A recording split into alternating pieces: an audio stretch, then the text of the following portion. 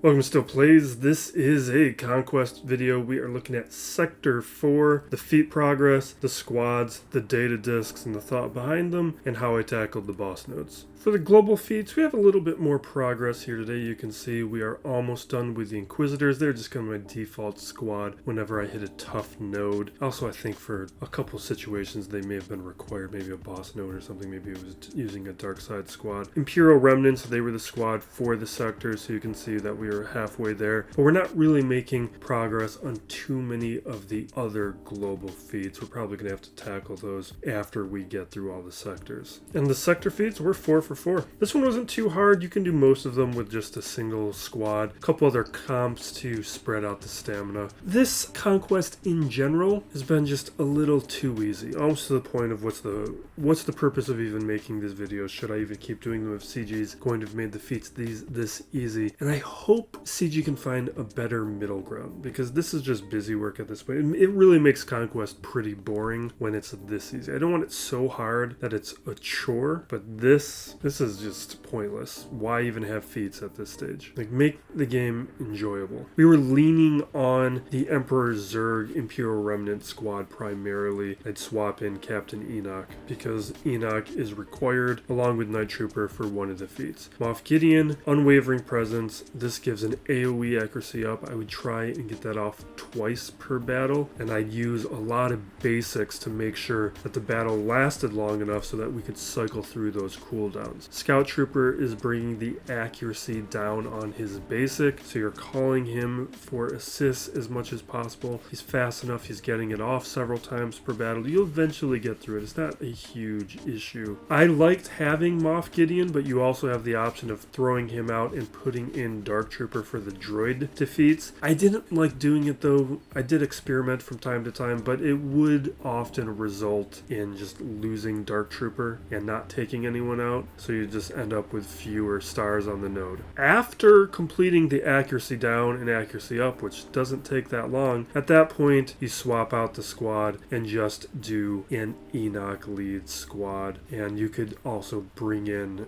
Dark Trooper into that slot, because you have a little bit more survivability, especially after the stamina depletes. Because Enoch and Night Trooper, they got pretty low, but as leads on an Enoch squad, he did decently at low stamina. Also, I think for a battle or two, I actually had to bring in Scout Trooper to finish off the accuracy down, because that did take a little bit longer. So those two comps easily take care of that. For droids, I used Aphra. I have Aphra. I know not everybody does. It's going to be the best way to handle it. She just makes them huge damage dealers, which will take out characters very quickly, and this is just defeat, so it's not going to take a ton of nodes, especially if you can find like a Mon Mothma or an Imperial Trooper's location to do it. I, however, was very low on stamina because I've just been churning through with the refreshes, so they haven't fully recovered from Sector 2. In the subsequent months, this is going to be far easier because I'm not going to grind this out as quickly. So as they got lower in stamina, I did swap into your standard Grievous squad. I used this up against a Star Killer, a couple other locations, just to make things a little bit easier. Also, if I hit nodes that I knew the Imperial Remnants weren't going to handle, I'd always try and see if my droids were going to get me through. But Aphra is where we leaned on the most. The only thing is the stab slot, that was for Sector 3. I would cycle through other droids as stamina required, because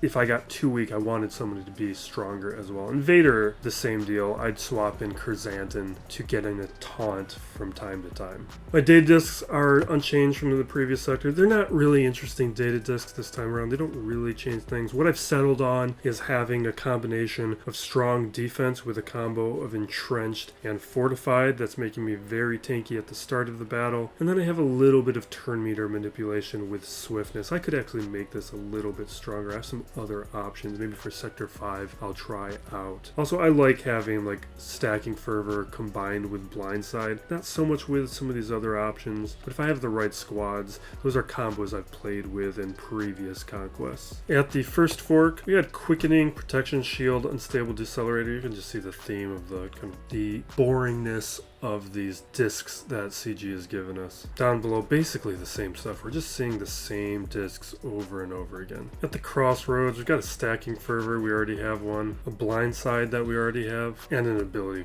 exhaust. In this case, I grabbed the ability exhaust because I already have the other stuff. At the next fork, we have vitality and power, and then weak spot, weak point. Both of those were somewhat tempting, but I grabbed vitality. The extra health and protection, especially as stamina gets low, that's going to be very useful. Final node, we have stacking fervor, the protection shield. I think I have... No, I don't have protection shield. I have the other one with attacks out of turn. That one I like more. And then spirited speed, that's what I grabbed here. The other stuff didn't interest me, and it's a blue, and it's nice. And I actually should probably put that on. That would be pretty helpful. And at the start of Sector 5, I grabbed this blue defensive formation. You can see I already have a green one, but at this stage, the small upgrade's nice to have. And it's a single dot. Middle boss, we have Spectre units and Luthen Rael. Those squads aren't really going to help you with accuracy up or accuracy down, but my mix of 3, 5, 4-star characters here at gear 11 with Chopper, and my exile he is at R3. This Spectre team, perfectly good to handle this. The only notes here, you just got to remember that you're going to want to take out Vandor first, because while prepared, he's going to be causing revives. It's not really a problem. You have Chopper to manage Grogu. Chopper can also stun droids, so that's useful. The other thing to be mindful of is Hondo is going to start being more dangerous if you leave him for the end. So you don't want to take too long on Hondo, but you do want to eliminate some of the other threats as quickly as possible.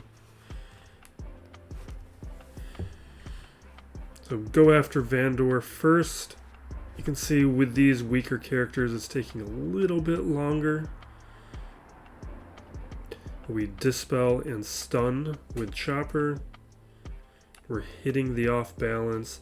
We're bringing in Padawan for any called assist because Padawan's a good damage dealer. Plus she's getting those stacks of whatever, and which is just increasing her damage as the battle goes on. Now we're going after Dash because Dash is the next big threat. And leaving Dash around, especially with all these low star, low gear characters, Dash could prove to be a threat and take some of these guys out. You can see after Vandor is gone, it doesn't take too long to eliminate Dash as a threat.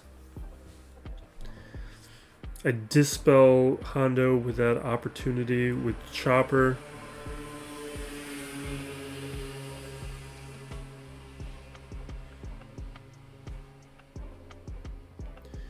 Now we're forced to deal with IG-11.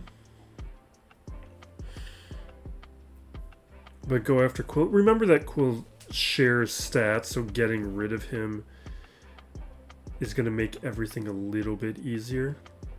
We're at 30 stacks with Hondo though, so I do want to get over to him. We ignore Grogu at this point. And we're just going after Hondo. But this squad doesn't have a lot of issues. The only other thing to pay attention to here is with General Syndulla. I am looking at who has tenacity up and defense up to make sure that we have perfect defense spreading around. Because there's a lot of synergies that are impacting both the defense and the offense.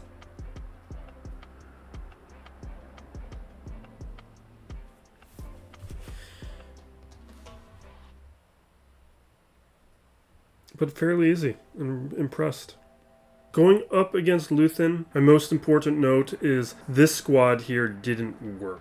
Hondo was just unkillable. What you need to do is to remember to swap in Cassian, who traditionally I don't pair with this kind of squad. You could, if you don't have Saw, just go with like a JML or something. That would also be an option, but because I have Saw and I have Luthen, this is the squad that I'm going for. Luthen just works much better under Saw. But once you swap in Cassian, everything just works a lot easier because what Cassian brings is a healing immunity, and that's going to just negate what Hondo does. You have to be a little bit careful because Hondo can dispel and self-cleanse, which needs to be worked around, but it also helps to not wait too long to go after him.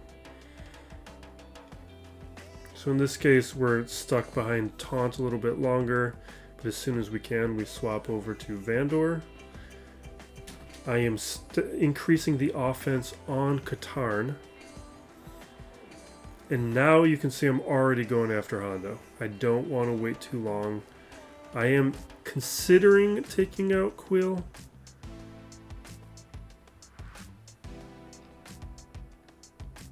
It kind of happens on its own. But now that the bombs have gone off and we have the flames over on Hondo, this is the opportunity, and I'm just going for it. You can see, though, without the healing immunity, the protection recovering on Hondo. Now this is the real moment with the healing immunity. We take him down, and now it's easy. It's really a pretty easy note if you have the right squads.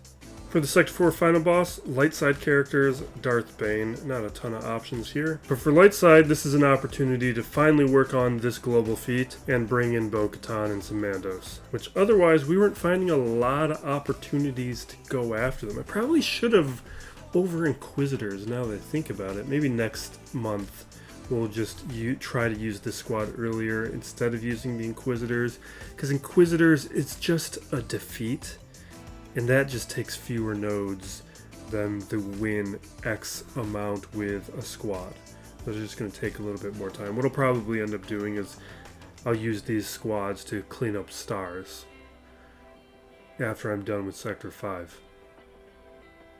And the Datacron nodes, of course. But this is a strong counter to this Maul squad. Nothing really to explain here. We're just forced into some taunts and we have to go after certain characters. But Maul goes down pretty quick. Savage takes a few hits, but eventually we knock him out.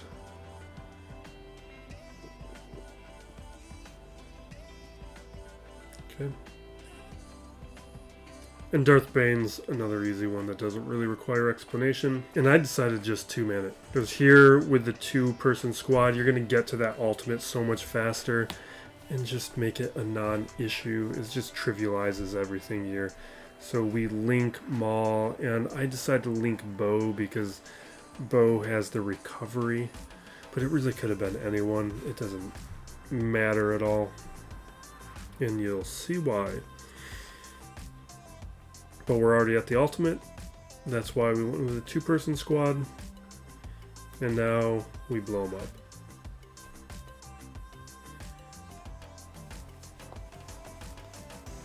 We linked the final 2, but it's already over. Easy boss nodes in this whole sector. So far the toughest sector has been Sector 3, but that's really more because CG mandating using more squads than the other sectors I've required. So I'll put Sector 3 over here, but you have my overview to look ahead on Sector 5 if you're kind of keeping pace with things. Otherwise, I'll have the Sector 5 video up sometime tomorrow. So thank you for watching. Be excellent to each other, everybody. This is Still Plays Galaxy of Heroes.